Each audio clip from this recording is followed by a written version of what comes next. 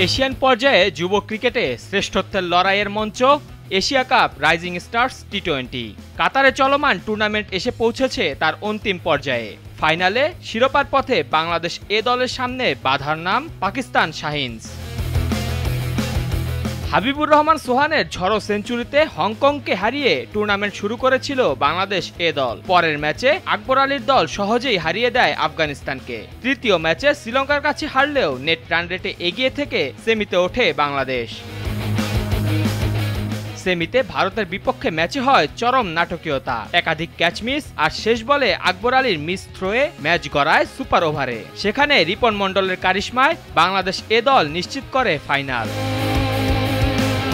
ফাইনালে বাংলাদেশ দলের মূল ভরসা থাকবে ব্যাটার হাবিবুর রহমান সোহানের ওপর। এই টুর্নামেন্টে এখন পর্যন্ত 1 সেঞ্চুরি আর 150-তে 200-র বেশি রান করেছেন এই ব্যাটার। এছাড়া আলাদা নজর থাকবে অধিনায়ক আকবর আলীর ওপরেও। বোলিংয়ে সেমির নায়ক রিপন মন্ডলের কাছ থেকে বাড়তি আশা করবে বাংলাদেশ।